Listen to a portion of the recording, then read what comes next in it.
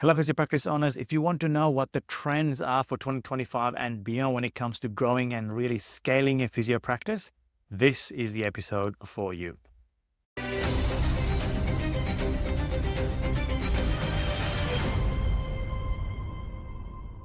Hello, and welcome to today's episode. It is part 2 of the future of physiotherapy marketing, trends to watch in 2025. It's a way to stay ahead, scale faster, and be the leader in your area. Now, like I mentioned, this is part 2. There's also a part 1 as well. You don't need to have watched the first one to watch this one, but when you get a chance, also watch that one because there's quite a lot of information that we had to cover. We had to split it into 2 parts because there's quite a lot to cover. Right? So let's have a look at what's part 2. Now, why 2025 matters for growing practices. Now, AI is a huge part of it. Now, in terms of being used for physio practices to grow, it's been around for a couple of years, since about 2023, right?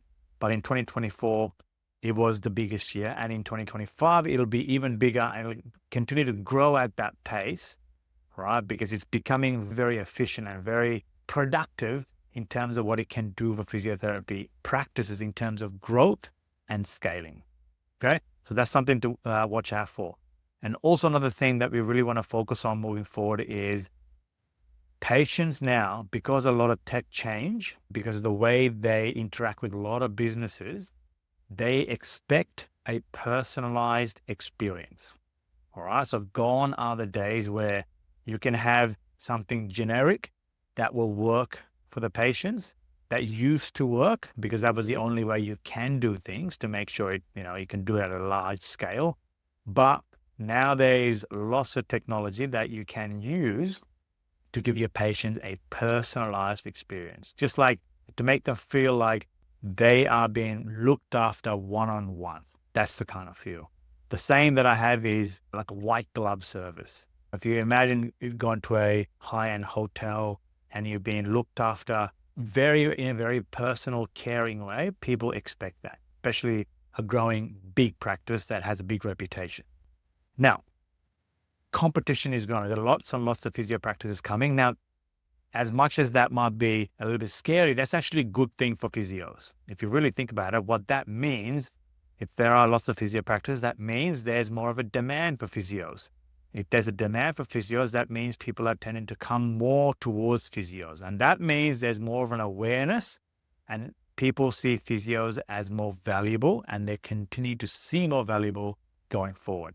But even with competition going forward and growing, being on top of it and standing out is absolutely key. So we'll have a look at a few ways today in how you can do that in 2025 and beyond if you want to grow and scale your practice, okay? First thing is a 5-star reputation attracts patients. Now, if you really think about it, Google is still a huge player when it comes to not only bringing in patients, but getting a sense of reputation for the practice. It's a big player. It'll continue to be so for some time. Right now, if you have a lot of practices in your area, having regular high number of positive reviews will give you a good chance of winning a patient over. Right? That's part of something that people look for. Social proof. It's a big thing. Right? But here's the other thing. So a positive review is 4 or a 5-star review. Right? 4-star is also a positive review, technically speaking. 5 stars is obviously the best. 4-star is still good. But how do you handle reviews that are less than positive, i.e. 3, 2, and 1 star? What we find is they fall into 2 main categories. Right? If your practice is doing really well, there'll be some fake reviews, all right, that people put in. Now, those ones, that means, I always say, if you get negative reviews from people, the patients that haven't seen you, that's a good sign that you're doing things pretty well. Someone wants to take you down or something like that. So that's actually working well for you. So those ones you can actually remove. Google requires those reviews to be actually real and not fraudulent. You can remove those. That's easy. There's lots of ways you can do that. But there will be some patients who will not be entirely happy. 3, 2, 1 star review. And how do we deal with that? If you are a high quality outfit and a physio practice, what I always say is handle every non-5-star review in a 5-star way. That's a person actually trying to reach out to you. More than likely, there's going to be some disgruntled customers that you can't make happy for whatever reason. That's part of the game. But there'll be largely a lot of people this will be reaching out to a practice to say, I wish it was better, whatever that is. So this is an opportunity for a physio practice to really deal with that in a 5-star way. Call the person and see what's going on. Make sure you respond to that review in that 5-star way, like you're really caring for them. You do that, anyone who comes and sees a negative review and you see your response that you handled in such a 5-star white glove way, that's only going to create a lot of positive sentiment for you as a practice. Okay. And what we find is if you do that well enough, if you really look after the patient, if you solve whatever issues they're having, you can even ask them to remove it and they will remove it. So the key is you're going to get negative reviews or less than positive reviews. How you handle them is the key. It's a big key. Okay. And you can use tools, and there's lots of tools out there. There's tools called Bird Eye, right? That you can use, that you can literally get reviews from patients. That's something that you can do automated. Just plug it into your CRM or your patient management software, whether it be clinical or whatever that is you're going on. You can plug that straight in. You can ask them for reviews. Okay. So the key being, the main goal is we have to get lots of positive reviews frequently. Minimum 10 per practice per month is the standard. Okay. That's number one. Number two, handle the less than positive reviews in a 5-star way. More than likely, you can remove them as well. Okay. What's next? Okay. So don't let interested patients forget about you. Now, what this means at a very core level is retargeting. All right. So an interested patient is basically anyone who's been to your website. Anyone who's been to your website, now they're no longer a stranger to your practice. They know about your website because they've been to it. They've had a look at it. All right. Now, these people is people who don't come to your practice as a patient. Those people who visited your website are what we call warmer audiences, right? Now, you should have things set up in your website to make sure you capture anyone who comes to your website and who don't take a certain action, whether it be making a phone call or booking in an appointment. And you really need to have a way to retarget them all across the internet, all right? Whether it be on Google, whether it be on YouTube, whether it be on TikTok, whether it be on Facebook, whether it be on Snapchat, whether it be on Instagram, whether it be on email, all the channels. Anyone who shows even the slight bit of interest by coming to your website, you need to retarget them because they're interested. Okay. And you really need to get good at segmenting them. All right. For example, let's just say a patient landed or anyone landed in a shoulder injury landing page of your website, right? The chances are they've got a shoulder injury. They're looking to get some sort of help with that. And so for that, you can't just create retargeting ads, although you can, it'll still work to a certain degree. But the ones that work really well are the ones that are extremely dynamic. And what I mean by that is they're very personal to what they're looking for, right? They came to a shoulder landing page. Like I said, they're probably the shoulder issues. So creating retargeting ads around shoulder injuries and getting that better is going to have a bigger impact on that person to get them across to your practice and obviously them becoming a patient. All right.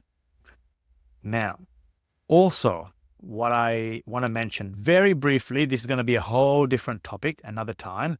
You can also create retargeting ads to attract top-notch staff.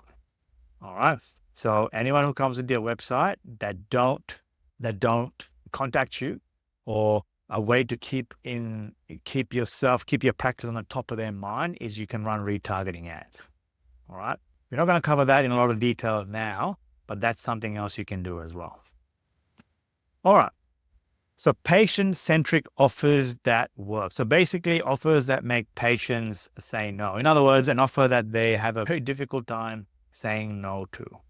And the only way you can do that, the only way you can give an offer to a patient, all right, that they cannot refuse, is that you have to know your patient base and who you're looking to attract really well. In other words, your patient avatar really. Now, if you don't know that, sometimes it can change. I mean, it might change every year, it might change every 2 years, whatever that is, whatever the cycle. As you're growing, and if you're scaling and taking a practice to a bigger level, you might attract a different kind of patient. And the fact is, you probably will, more than likely will. So your avatar will change. This is where you need to know your avatar really well. What are they looking to solve? In other words, what is their dream outcome they want to achieve by coming to you, right? What do they want to avoid by coming to you? Why would they choose you over other practices? What are they trying to avoid? So what are they looking to get? What are they trying to avoid, right? How much certainty do they want out of their treatment? All these kind of things, you should know exactly what that is to a very niched avatar for your practice. All right. I really do believe every practice all around the world can have an extremely unique offer that is relevant to their patient avatar.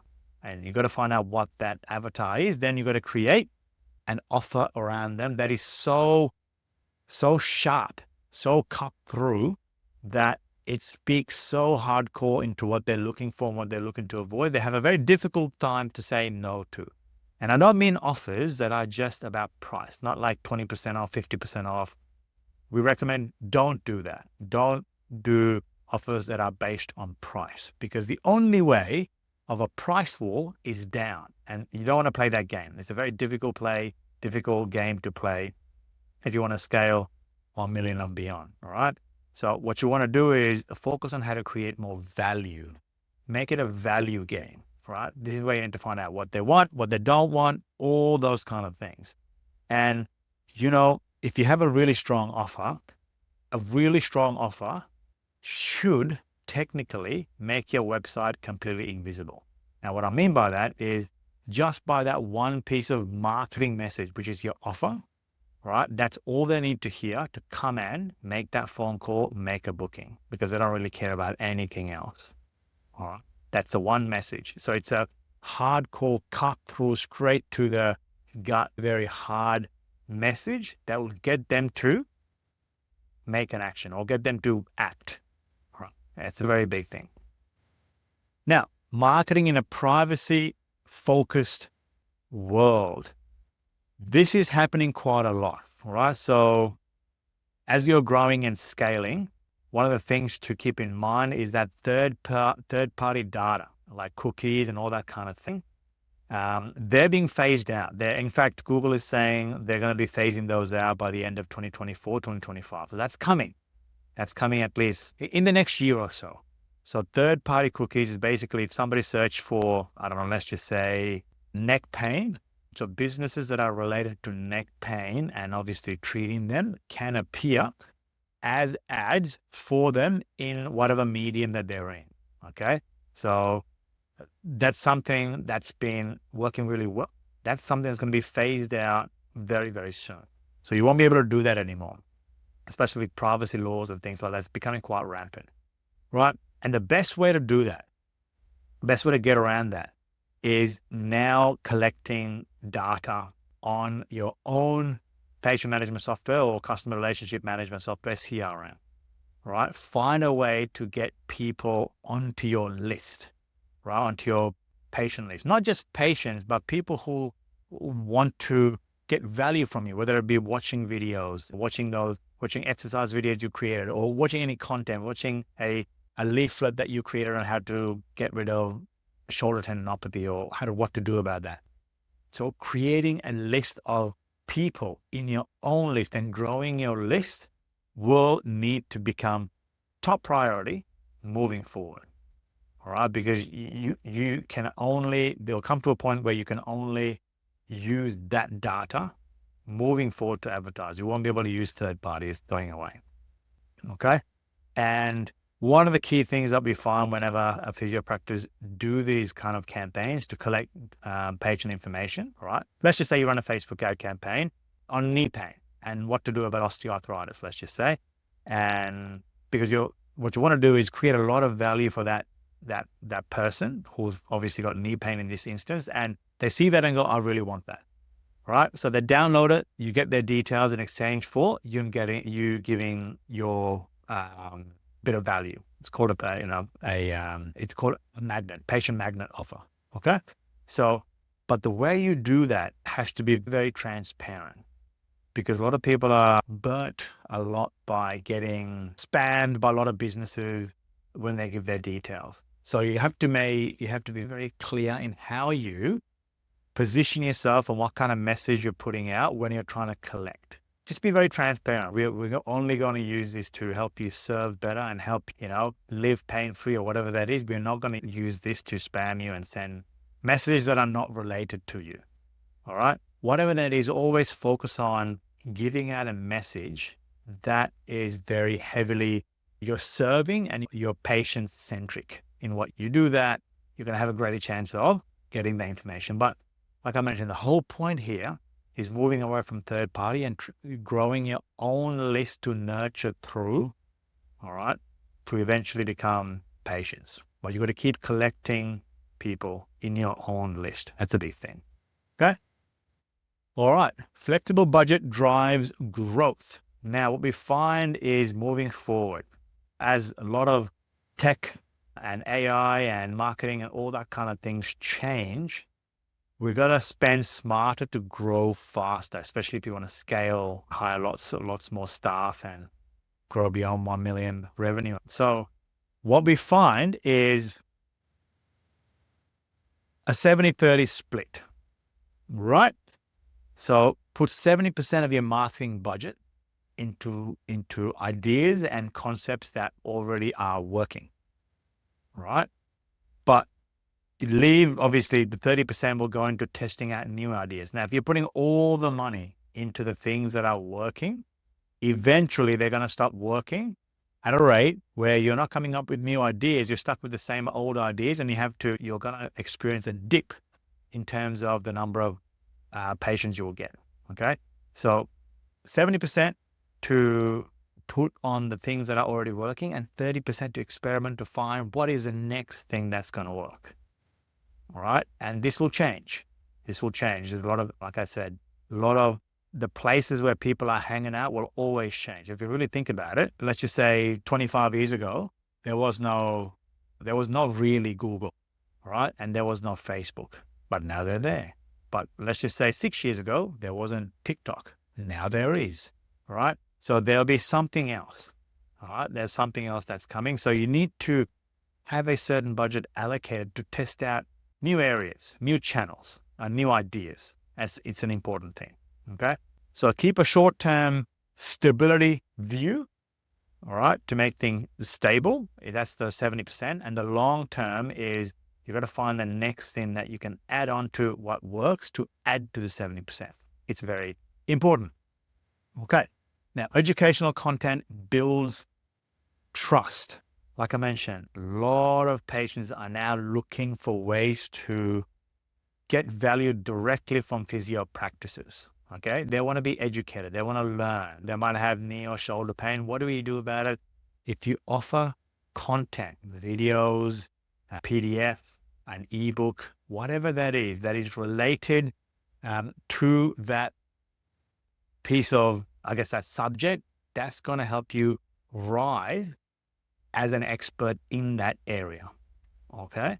So the common things that we find useful that practices really must do and should do 2025 and beyond, create a lot of blogs. So articles on your website that talk about certain things. Like I said, knee pain, osteoarthritis pain, whatever that is, blogs, running,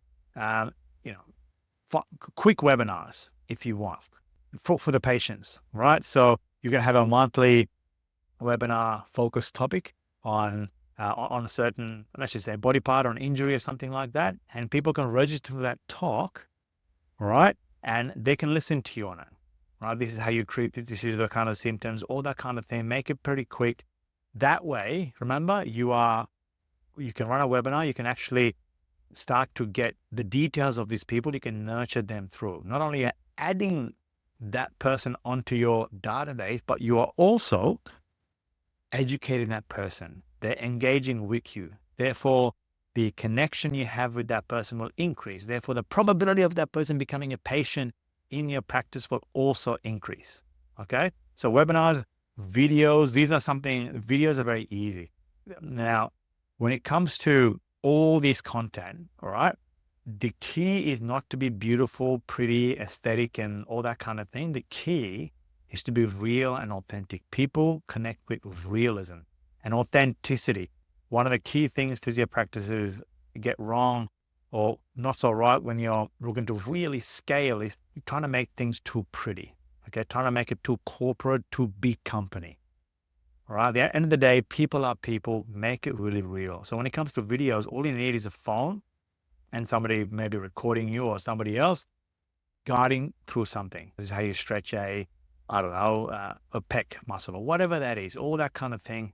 By creating as much content as possible to educate your patients becomes a very, very big thing, right? And the other thing is you can ask your physios, all the therapists really that you have, what are some of the common questions that they get? Maybe every week, all the physios submit the common questions that they've had through the week. And you can use those questions, right, to create more content, maybe a video, all the things that we talked about, okay? Because the aim of this game, especially moving 2025 and beyond, educational content that lets you engage with somebody becomes very important to create a connection with your practice for them to eventually become a patient with you. Okay, something going to be very important.